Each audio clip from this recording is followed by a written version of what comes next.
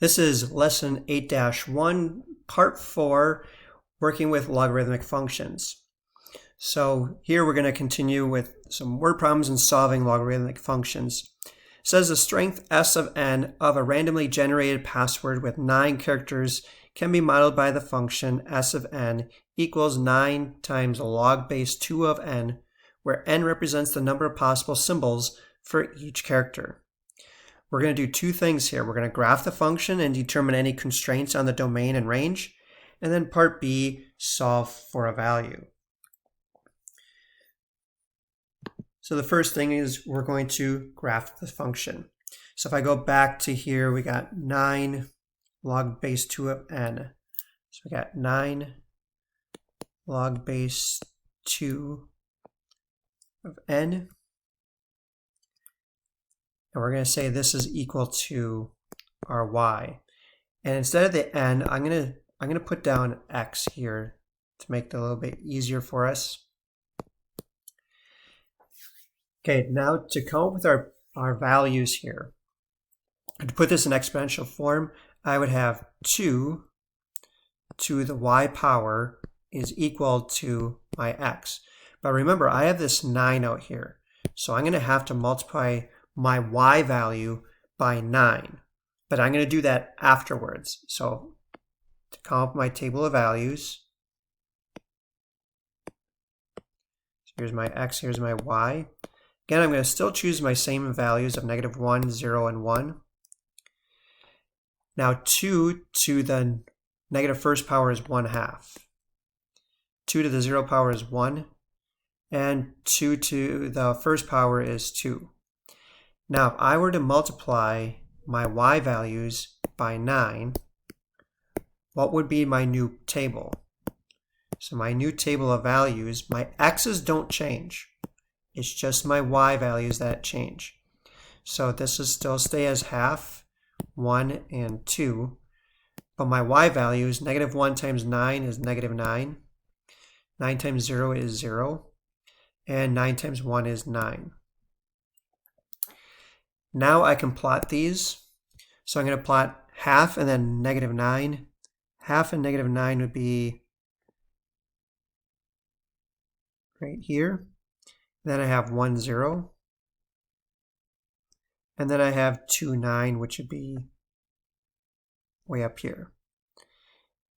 Now to graph, like the graph will look a little bit awkward on here. So it just comes up here, eventually goes up, and then it wraps here. But that's what our typical graph will look like for this one. Now the domain. Now the domain is all the possible x values I can choose. Now if I'm using symbols, I can only use positive number of symbols, and I have to use the whole symbol. So the domain, the restraints on the domain would have to be all positive integers. And then the range, I can't have negative values on here, so the range would be all positive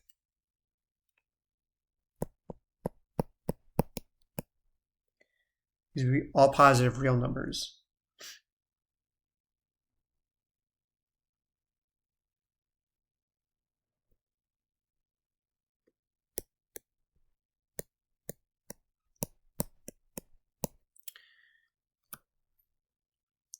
Part B says solve for a value. So we want to find out how many characters must be randomly generated to attain password strength greater than 20.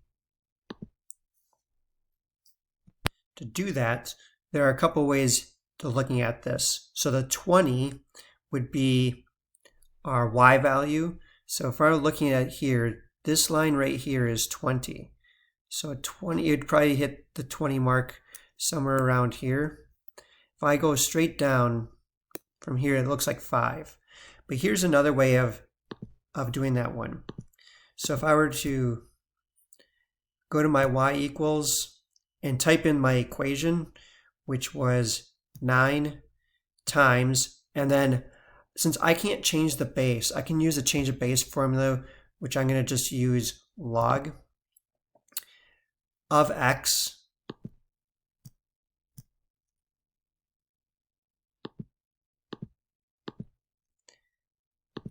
and I'm going to divide that by the log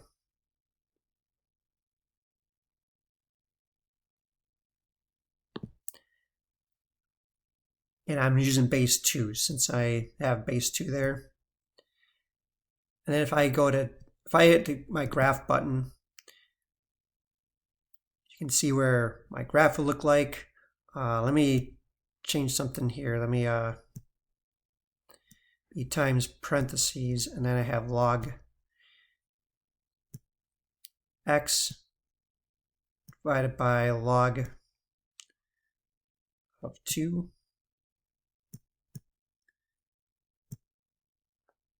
And hit graph. So here's our graph that we had similar. Now if I go to table values, if I look at, here's my 1, 0, 2, 9, I have 4, 18. If I were to do those, I only did, I did a variation of that one. But you'll notice I had an error when x is 0, because that would be on the y-intercept, and I can't have the y-intercept on that. But if I were to keep going down to the first one to see where I get to 20, where a y value hits 20, that would give me at 5. Now we want to find out what is the strength of a password that contains 15 randomly generated characters to the nearest hundredth. So if I go back to my calculator, if I go all the way down to 15, nearest hundredth would be 35.2.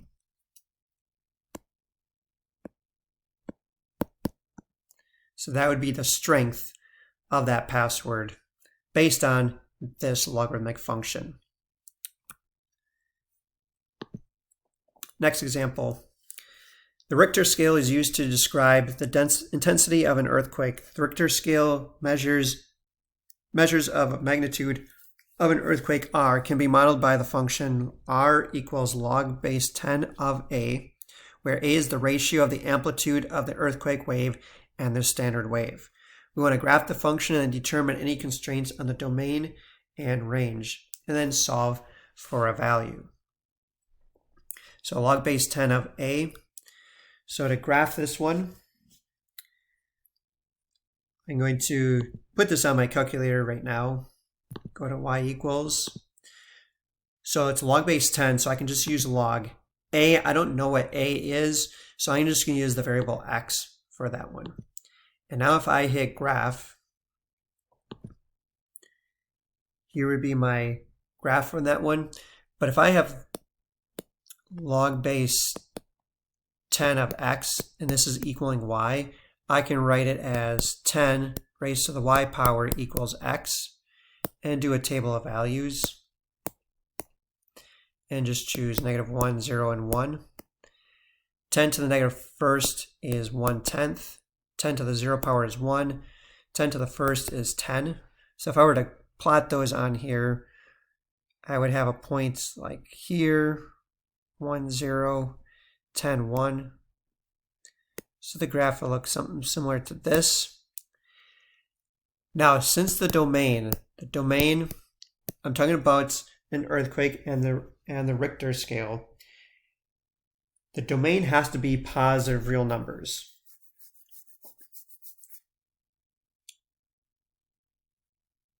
And it has to be positive real numbers because I can't have a negative amplitude. So this would be all positive real numbers. And then the range has a scale on the Richter scale from only goes up to 10. So I can only use all positive real numbers here through 10.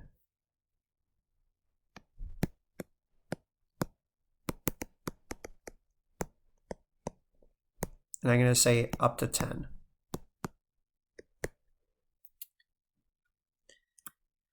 Part B. says, what is the magnitude of an earthquake whose amplitude ratio is 450? Round to the nearest tenth if necessary. To do this, we're going to have our A, or our ratio, or our X term, 450. So if I go to my calculator, here's my graph.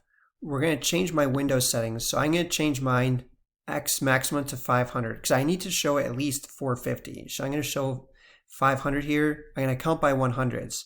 So when I do that, here's where my graph would be. If I hit second, trace, the value, number 1, and I type in 450, it's going to give me a range, or a magnitude of about 2.7.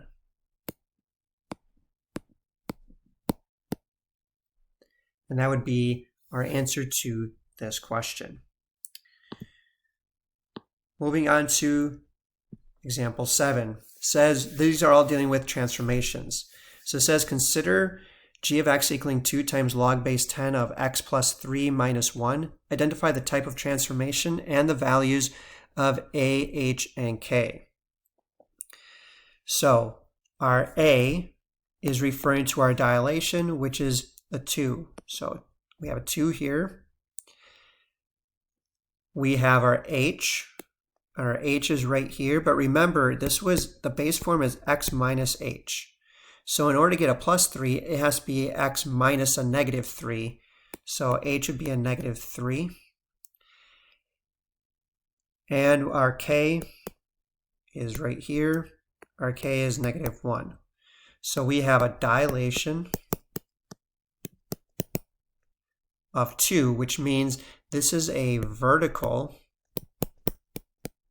stretch. Just remember when the a is greater, the absolute value of a is bigger than 1, then it's going to be a vertical stretch.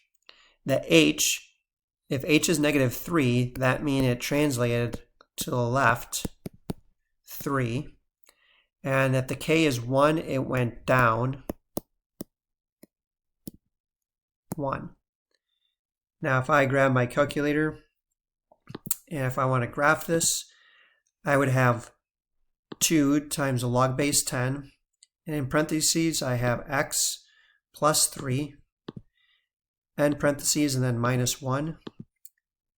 And if I hit zoom, number 6 for the standard form, you can see that this whole thing shifted 3 to the left.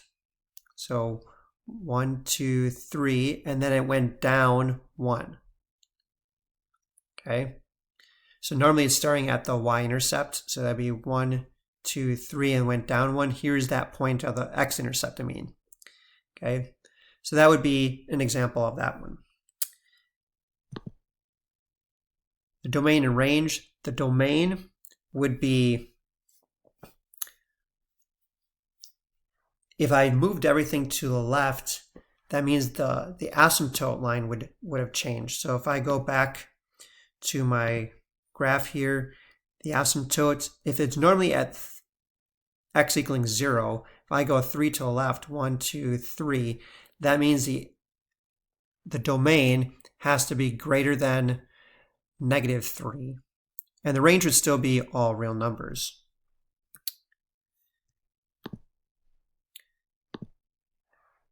Next, consider this one. We're going to graph it on our graphing calculator as well, but our a in this case is 4. Since it's greater than 1, we know that this is a vertical stretch.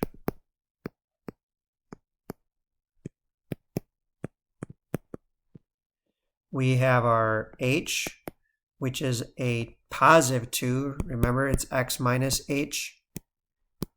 So the 2 is in the same place as the h, so this is a translation right 2. And then our k is a plus 1. That means it went up 1. Now if I go to my calculator, graph this very quickly. So change that to a 4, be a minus 2, and then a plus 1. Graph it, and here's our graph. We'll continue in our next lesson, or our next video for